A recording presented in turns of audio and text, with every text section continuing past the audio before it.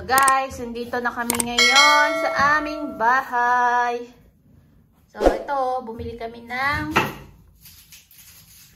ubas. Binabad ko muna siya sa tubig para kung meron man naninirahan dyan is mamatay na siya. Si Dayan maghihiwa. Ganito lang malalaki. Siya talaga tagahiwa. So, siya talaga yung tagahiwa. At ako taga-luto. Yun yung talent niya. Ganito. Hindi masyadong maano si Dayan sa ano, pero may natututunan na siyang magluto. Magluto. Kasi minsan tinatamad ako magluto. Siya na yung pinaduluto ko. So, ito 'di ba yung binili namin? Binili namin 'to sa Timo. Ewan ko kung may Timo na sa Pinas. Ano, mura yung sa Timo. So, ang mga cute din yung mga mabibili mo doon, tas mura. So, ito, 4 na piraso yan, yung hanggang paliit na paliit. Yung ano, ganda siya. So, ito, bumili kami sa seedless. Nung nakaraan, napagod kami sa trabaho. May konti lang pumasok nung araw na yon. Kasi nga, dami may sakit. Sakit daw ulo, mga ganon. Kasi uso na ngayon yung sakit, diba? Parang uso ngayon yung sakit. Kahit sa Pinas, uso yung sakit ngayon eh. Alam ko may mga uso ngayon dengue, ganon, sa Pinas. So dito, siguro medyo kaya sumasama din yung pakiramdam kasi malapit na nga magbago yung panahon. So mag-autumn na. Nagkakasakit sila kasi nga tuwing umaga, malamig. Tapos pag tanghali, paglabasan na namin, grabe yung init. Talagang tropang-tropa kayo ng araw. Kaya siguro may sakit sila. Kaya kundi lang ang tao, tapos ako, pinakaiusapan ako na magpunta muna ako sa isang pwesto doon. Tapos, after 1 hour, balik uli ako sa pwesto ko, magre-repair uli ako, ganon. Tapos, balik uli ako, pabalik-balik, ganon yung ginagawa ko. So guys, dahil pinag-uusapan natin yung may sakit, ngayon dito, may card po dito, yung health card na sinasabi. So, yung health card na yun is binabayaran po yun ng employer. So, yung card namin, hindi covered yung dental. Medyo pricey ang dental dito. Medyo mahal. Linis lang, mahal. Magpapasta, mahal. Meron naman pong health card na lahat covered, yung bracket niya. Pero yung sa card ng kadalasan ng card ng employer, is hindi madalas covered yung dental. So, yun po. May card po tayo. So guys, yung mga bagong dating or dadating po dito, hindi po tayo basta-basta na pupunta ng ospital. Pero na lang kung emergency. Kasi syempre emergency na yun eh. So dito ho, kailangan yung maghanap ng GP nyo. General Practitioner. Kailangan may sarili kayong doktor. Magpaparegister kayo, maghahanap kayo ng doktor nyo. So, doon kayo lagi magpupunta kasi hindi kayo basta-basta ng mga ospital kasi sasabihin nila sino yung doktor mo, ganyan. So, kailangan magpa-register ba? Pa-register ka, maghanap ka ng doktor mo. Meron pong doktor na parang under ng government ba yun? Oo.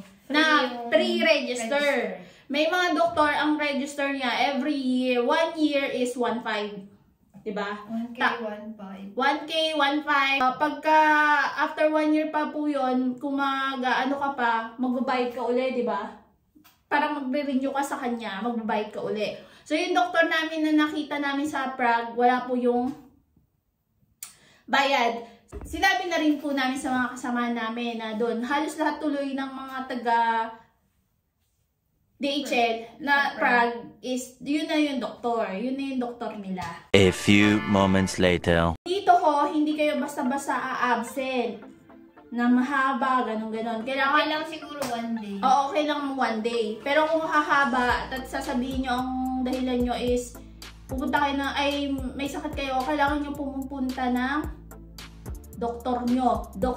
Hindi kayo pwedeng pumunta lang ng ospital, gusto nyo lang magpa-check up at kukuha kayo ng certificate. Hindi po, hindi kayo bibigyan nun. At saka hindi yun i-accept ng company kasi kailangan doktor nyo talaga. Naka-register kayo dun sa doktor.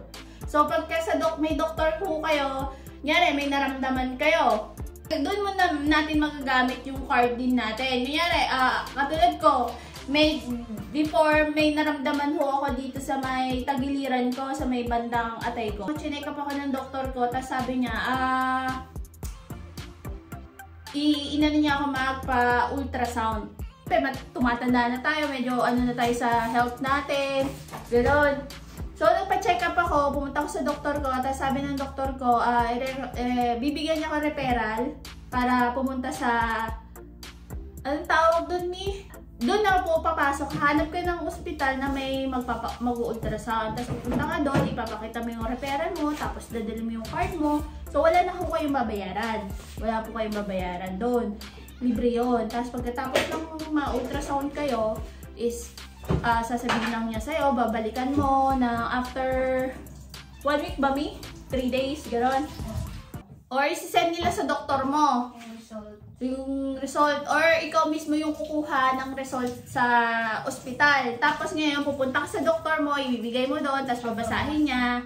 Tapos yun, sasabihin niya, okay naman lahat, wala namang problema, healthy naman. So yung sa akin po is healthy naman po.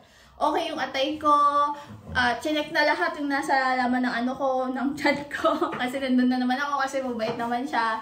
So although na hindi sila marunong mag-English din. Pero madalas yung doktor marunong. Oo, yung mga doktor, pero yung mga assistant nila na nag-ano is hindi masyadong marunong mag-English. O kunyari, nagkasakit kayo, pa-check up kayo. Binigyan kayo ng doktor nyo ng 5 days. So, sa pag 3 days nyo, okay na kayo. Tapos gusto niyang pumasok. Hindi ko kayo tatanggapin sa, sa company. Kumbaga, hanggat di nyo kinakat, yung leave nyo sa doktor is, ang record nyo pa rin sa company is, sick leave pa rin kayo. Sayang yung pinasok nyo. Ngayon, kung kaya nyo na, pupunta ho kayo uli sa doktor na, Doc, okay na ho ako, i-check kayo, sasabihin na, okay ka na, sige, gusto mo, i-cut na natin yung leave mo. So, yun po, kailangan nyo muna ipakat yung leave nyo sa doktor. Hindi kayo basta pwedeng pumasok. So, may mga doktor na pwede lang silang tawagan, no, Mi? Pwede lang silang tawagan na, Doc, okay na po. Meron naman doktor na hindi kasi kailangan niya pang i-double check ka kung okay ka talaga. Pero pag may emergency, kunyari, emergency, hindi ka kailangan pupuntahan pa sa doktor. Pwede ka nang dalhin sa, sa mga ospital, basta emergency. Okay naman yung health card nila dito. So, dito is per schedule po. Katulad nung sabi ko nga, sumakit yung tagiliran ko, hindi kanya agad nila ipapa-ultrasound, i-schedule ka pa nila. Siguro after 1 week, depende po sa doktor, sa schedule nila, tsaka sa slot nila, ganun. So, yung health card namin is BCP. Yearly yun. Automatic yun pag 1 year na. Darating na yung bago. Pag expired yun, dadating na talaga yung bago nun. So, salamat po. Ingat po kayo palagi. Bye!